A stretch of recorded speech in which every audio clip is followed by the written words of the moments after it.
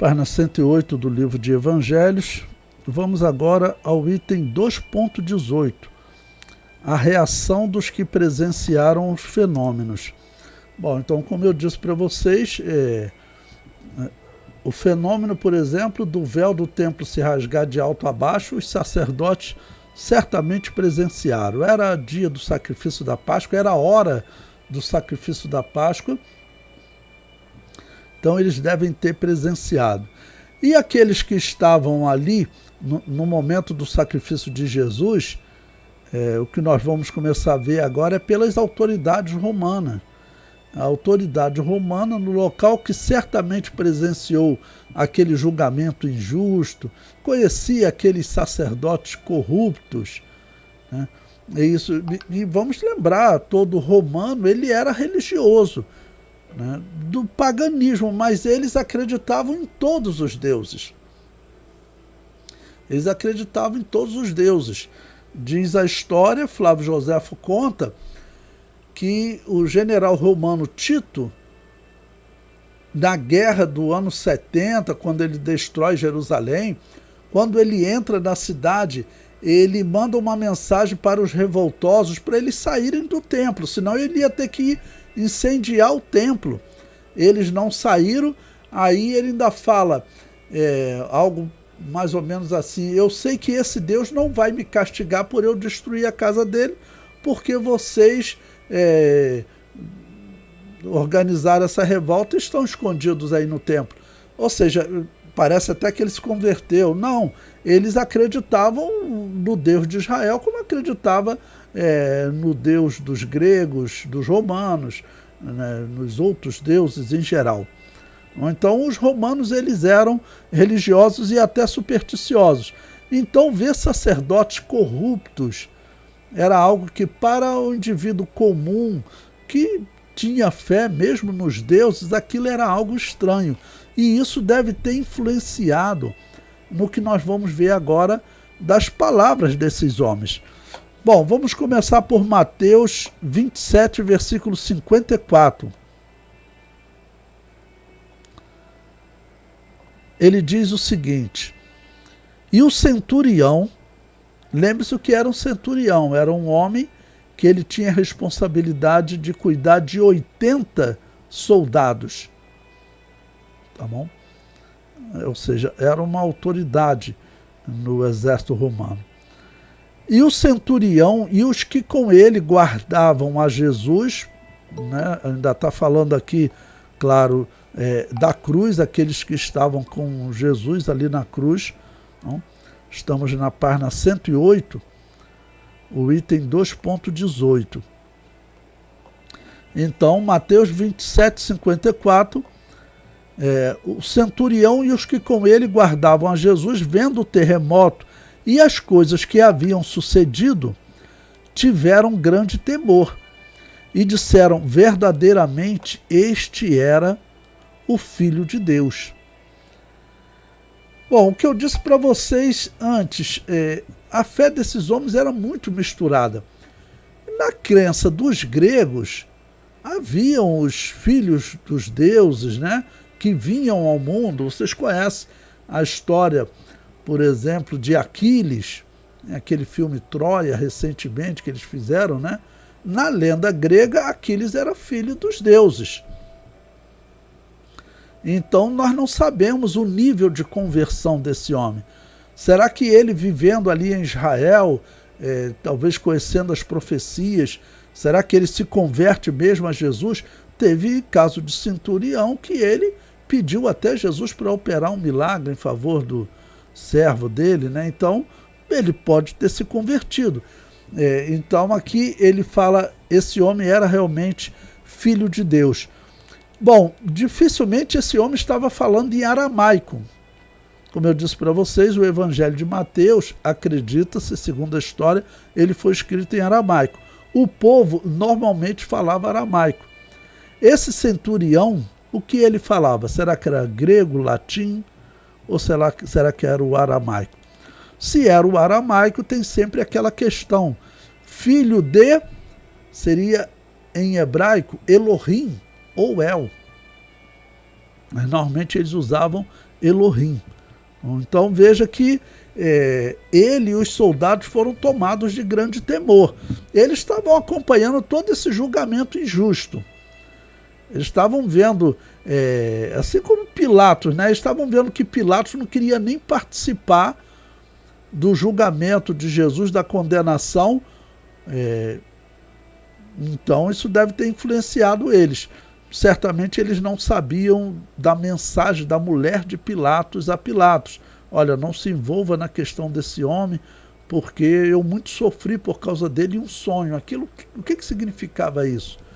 Né? Gerou temor em Pilatos. Pilatos não querer condená-lo pode ter gerado temor nesses homens e eles podem ter realmente se convertido, né? Bom, mantenha Mateus 27 marcado e abra sua Bíblia também em Lucas 23. Vou ler Lucas 23, 47.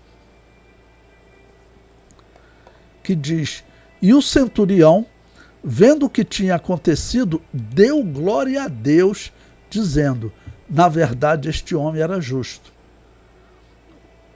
Pela descrição aqui, esse homem vivendo em Israel deve ser o caso de mais um centurião que tenha se convertido a Deus, né?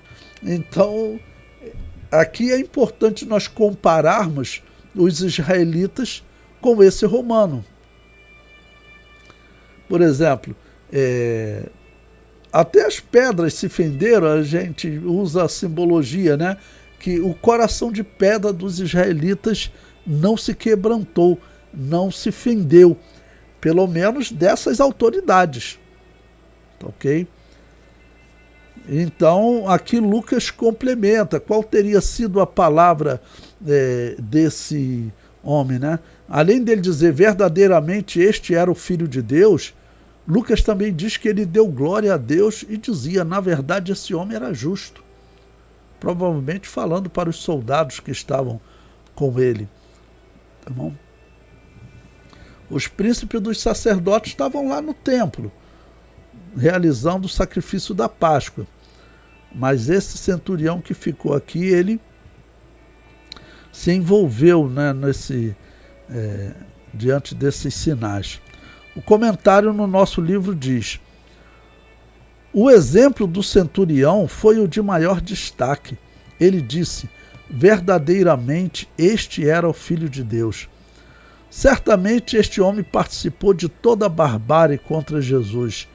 Mesmo assim, o Espírito Santo está agindo para trazê-lo à fé. A barbárie, como eu disse para vocês, provavelmente esse homem estava naquele momento que Jesus foi escarnecido, esbofeteado. Talvez ele tenha chicoteado Jesus. Pode ter sido ele ou um soldado dele.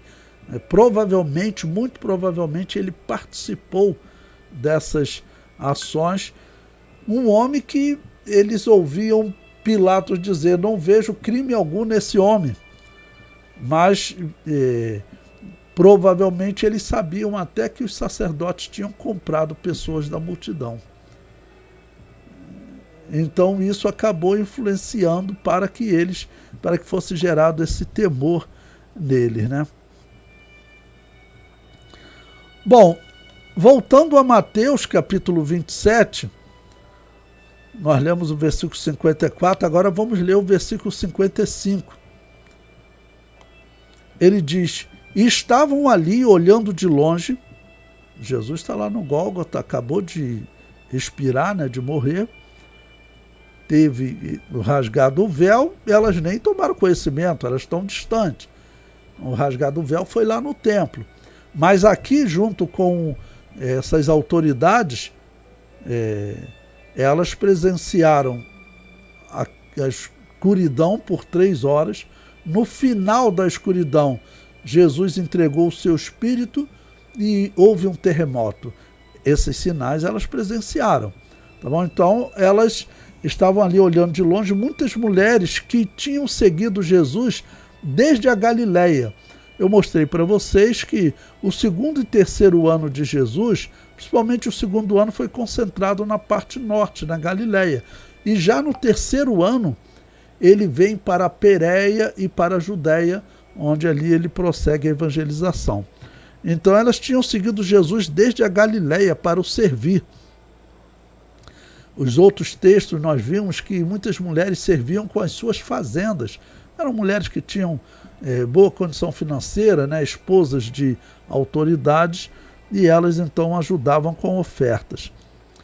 Entre as quais que estavam servindo Jesus estava Maria Madalena e Maria, mãe de Tiago e de José, e a mãe dos filhos de Zebedeu, ou seja, a mãe de João e Tiago, que era apóstolo, né?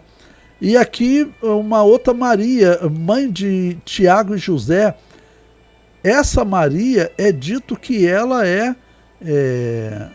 irmã de Maria, mãe de Jesus. Então, para completar esse ponto, abra em João capítulo 19, versículo 25. Sempre lembrando que nós estamos fazendo uma harmonia, uma união dos textos, né? Então João diz: e junto à cruz de Jesus estavam sua mãe e a irmã de sua mãe, Maria, mulher de Clopas, e Maria Madalena. Então, quando Mateus, voltando para Mateus, ele cita essas mulheres, não? Ele cita aqui a Maria, mãe de Tiago e José, que ela seria a mulher de Clopas, não? E a irmã de Maria, mãe de Jesus, ou seja, a tia de Jesus estava lá, tá ok? Bom, agora abra também em Marcos capítulo 15, versículo 40,